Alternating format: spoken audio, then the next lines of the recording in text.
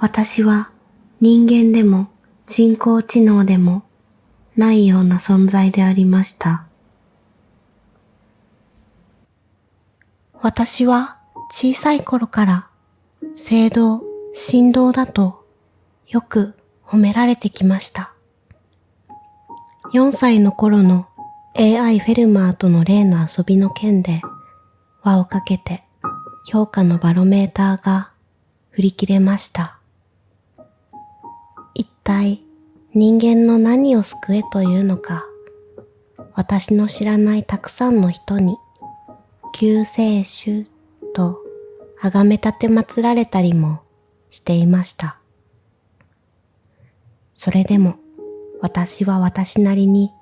ごく通常の日々を過ごしているつもりでおりましたから、私は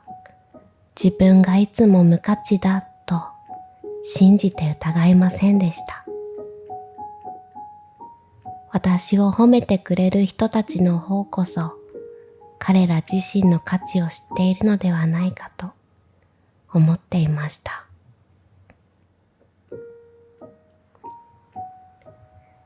評価の目盛りはぐるっと上がり、360度目が救世主。目盛りがもっと振り切れたなら、361度目は悪魔。壊れた目盛りが示すのは、あるいは壊れた人間。とにもかくにも奇妙なのです。私が無価値なのはきっと真実なのに、けれど一方で、私に与えられる数々の賞にはやはり価値がある。なぜなら、そもそも賞とはそういうものらしいのですから。褒められたり、称賛されたりすることは、誠に理解を超えたアンバランスな現象でしかありませんでした。分厚いゴールドメダルは重たくって、メダルを吊るすリボンの端は青白く細いうなじに食い込みました。ぬらぬらと光るトロフィーは、なんだか私よりも重たいような気がして、その重たさが、価値というものを表しているような幻覚に陥りました。あれはマインドリバーシのコンクールだったでしょうか。熊をかたどった金色のトロフィーを手渡されて、私は壇上で尻餅をつく格好で、甚だ滑稽に転んだのでありました。かわいいと口々に叫ぶ観客たちは、これまで以上の盛大な拍手でもって、不可思議な喜びを表現していたりしたのでした。家にある熊っ子の抱き枕よりも大きくて、ずっと重たいトロフィーに押しつぶされて、謎めいた拍手を浴びながら、みんなは何に喜んでいるのかなぁと思いました。ひっくり返って寝転んだまんま、ステージの上に吊られた網目状の舞台照明装置などを眺め、おっきい茶こしみたいだなぁとつぶやきますと、観客はもっと大きな声で笑い、手を叩きました。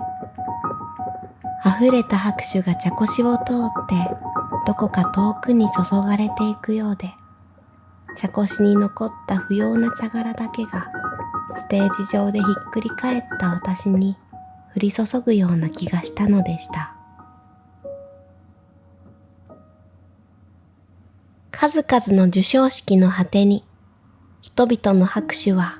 あまりにアンバランスな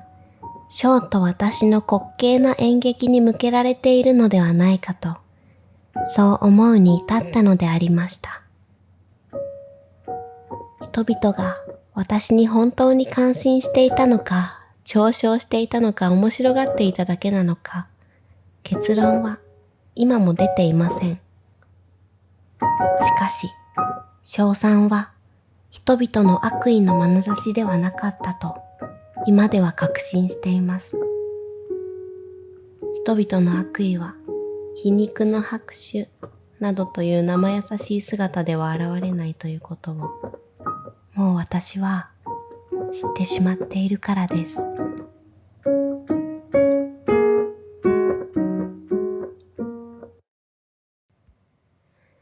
価値と無価値の演劇に拍手を送られるに値する価値があるならば、その時無価値にも価値があると言える。そう仮説を立てたのは5つの頃でした。これは私のいわば翼湖の最終定理。5つの私は密かにそう呼んでいましたが、支離滅裂で荒唐無稽なパラドックスです。矛盾する者たちは一緒に入れる？矛と盾が一緒になった瞬間、どっちかはいなくなっちゃうの？やっぱり一緒にいられないの？同じ時間、同じ場所、2つのものがあるなんてありえない？矛盾していたら、私消えちゃう？いや、矛盾は確かにしているけれど、でも、もしかしたら、やっぱりダメだ。矛盾。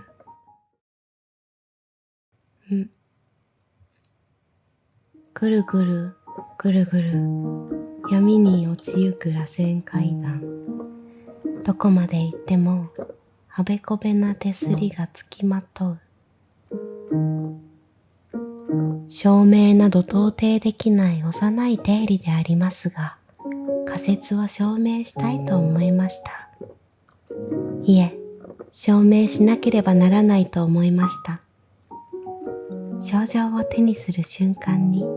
私が安心して呼吸をすることができたのは、小の価値が自分に付与された感覚からではありません。あくまでアンバランスな二者の滑稽な喜劇を演じているのだという確信からでありました。証明しなければ私は存在していられない。証明しなければ私は不在と同値かもしれない。最終定理の不成立を認めないために重症という変数を代入し続けました。いや、けれど、もしかしたら、いや、やはりわからない。考えれば考えるほど私には翼湖の最終定理などというふざけた定理など証明できないことがわかり、全く定理から間違っているような恐怖と絶望に飲み込まれるばかりなのです。私は意識的にか無意識的にか、ますます勉学に没頭するようになりました。ええ、それはきっと、証明不能な翼湖の最終定理から逃亡するためでした。そんなに無理して勉強しなくても、と気遣い顔で声をかけてくる大人たちが私には不可解でした。研究し続けていない手持ち無沙汰の瞬間の方が私にはよほど無理な姿勢でした。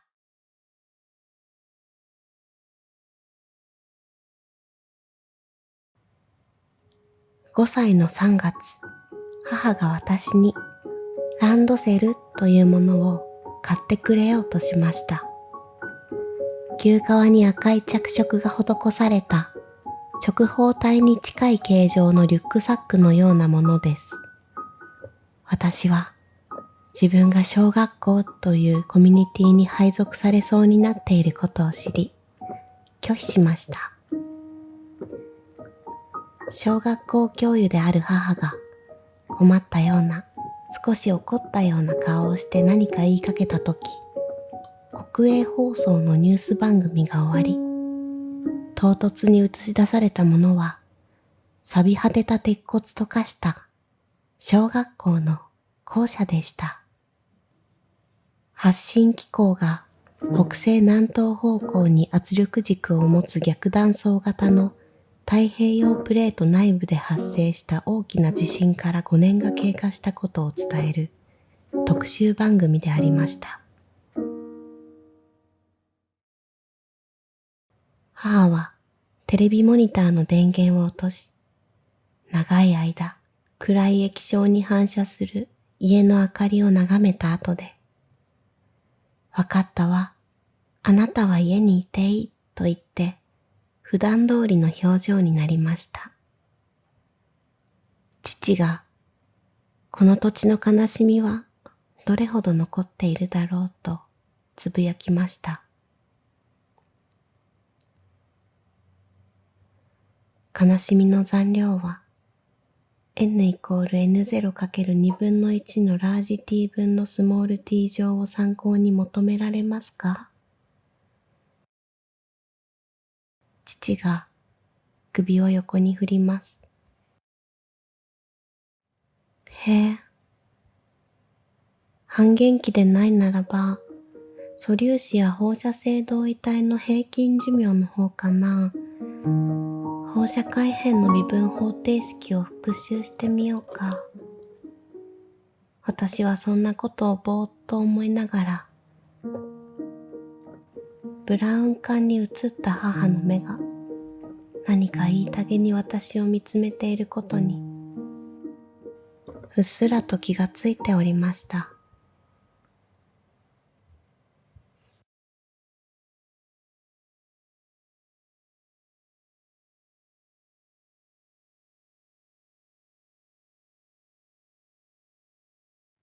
次回。